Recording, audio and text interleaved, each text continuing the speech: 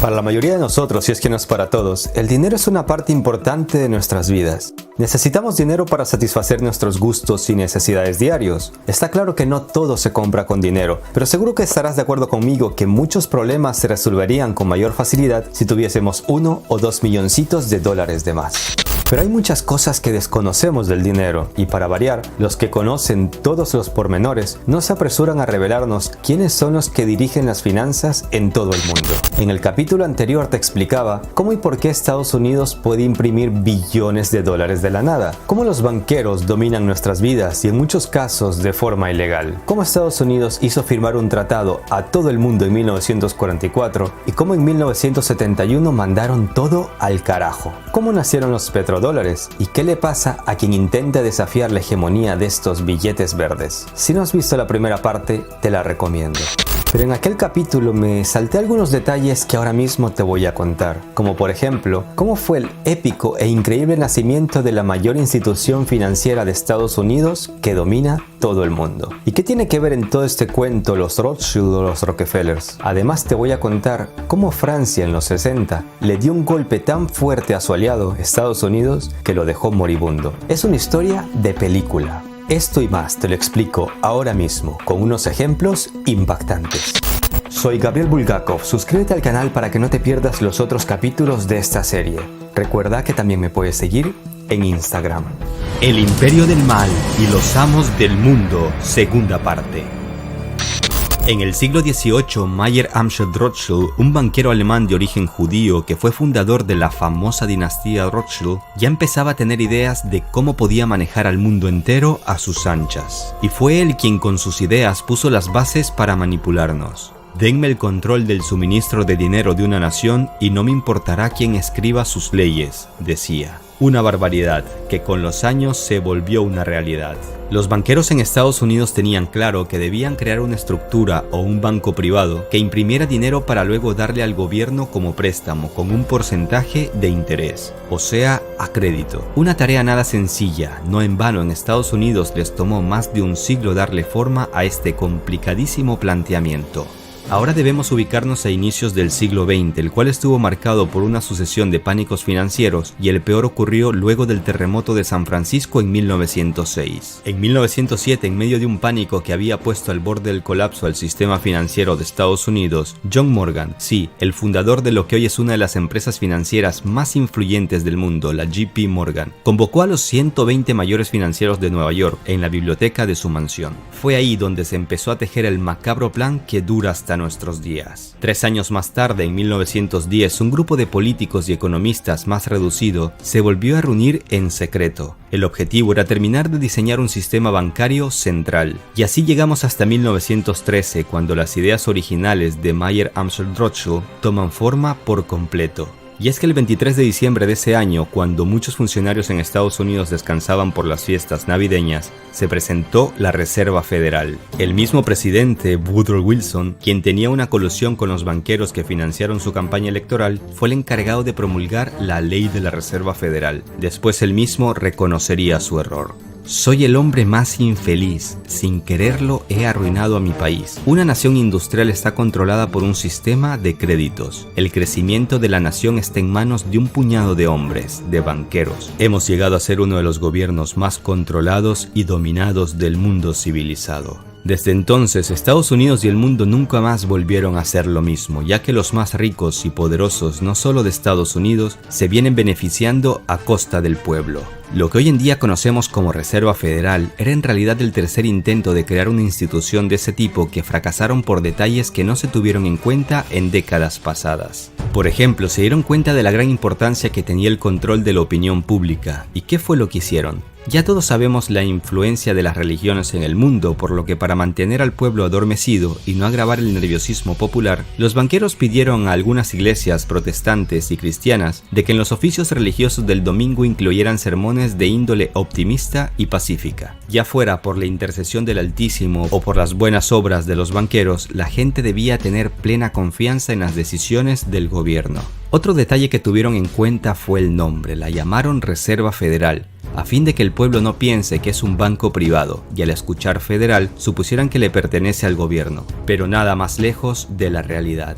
La Gran Depresión de 1930 fue una prueba en la que para la mayoría de los economistas e historiadores, la Reserva Federal fracasó. Tras el famoso Martes Negro en 1929, la Reserva Federal era la única que podía haber evitado una caída en cadena de los bancos, pero hizo todo lo contrario.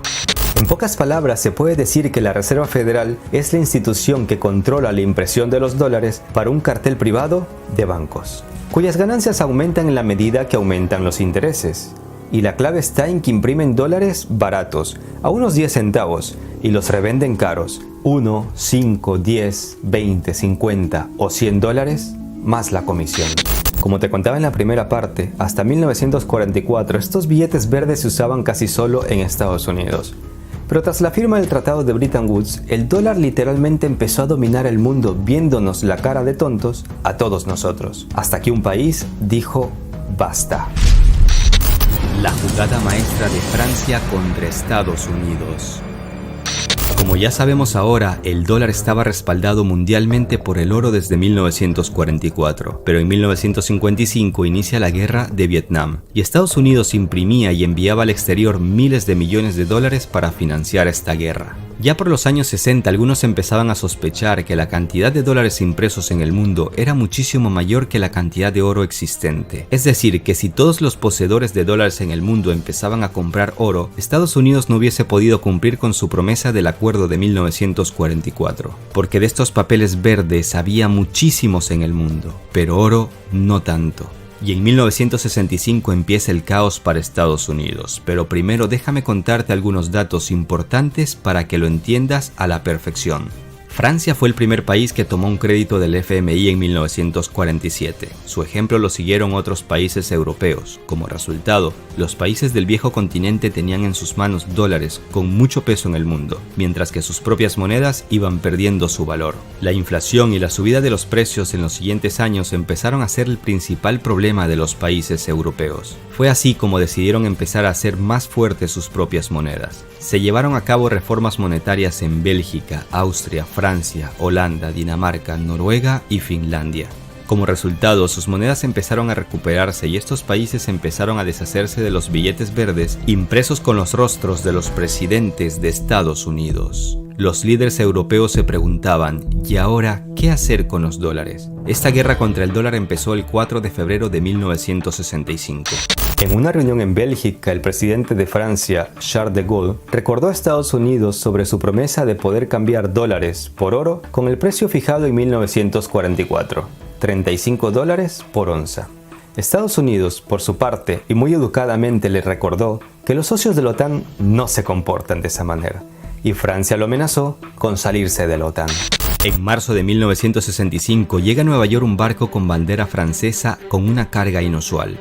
En su interior había 750 millones de dólares en billetes estadounidenses. Lo acompañaba un segundo barco, con el mismo cargamento. Los franceses querían devolver 1.500 millones de dólares a Estados Unidos y recibir a cambio oro, tal como había quedado estipulado en el acuerdo de Bretton Woods. Semanas más tarde llegaban a Francia estos dos barcos cargados con cientos de toneladas de oro. Y esto era solo el comienzo. A finales de 1968 los franceses ya habían cambiado dólares por oro en una suma que superaba los 5.000 millones de dólares. No está de más decirles que, como era lógico de esperar, el ejemplo de Francia lo empezarían a seguir otros países como Alemania, Canadá o Japón. Como resultado, las reservas de Fort Knox, lugar donde está depositado el oro de Estados Unidos y de otros países, se contrajeron. Y fue así como Estados Unidos se dio cuenta de que sus bodegas estaban quedando sin oro, que el mundo le estaba pagando con su misma moneda. Les estaban devolviendo sus papeles verdes, que estaban sobrevalorados, y a cambio se estaban llevando oro, que sí que tienen un valor real. En la primera parte te contaba cómo Nixon puso fin unilateralmente al Tratado de Bretton Woods para salvar su trasero y el de la Reserva Federal, y cómo nacieron los petrodólares. Desde entonces, Estados Unidos ha logrado mantenerse a flote y eliminando o amenazando amigos y enemigos que, como Francia, le pueden poner la soga al cuello. Para entender esos detalles debes ver la primera parte de esta serie. El enlace te lo dejo en la descripción. Los bancos siempre salen ganando y tú perdiendo.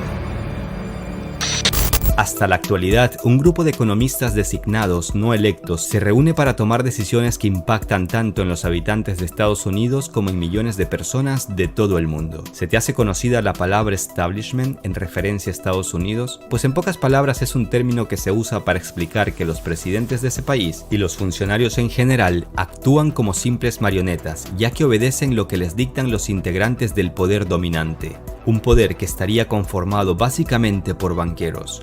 Banqueros que, por cierto, también controlan los medios de comunicación, un arma muy importante en nuestros días. En el siguiente capítulo de esta serie hablaremos de los infalibles métodos que Estados Unidos ha usado en los últimos años para no perder su hegemonía mundial. Y también hablaremos de Venezuela, un caso muy latente a día de hoy. Soy Gabriel Bulgakov, suscríbete al canal para que no te pierdas los siguientes capítulos de esta serie. Recuerda que puedes seguirme por Instagram.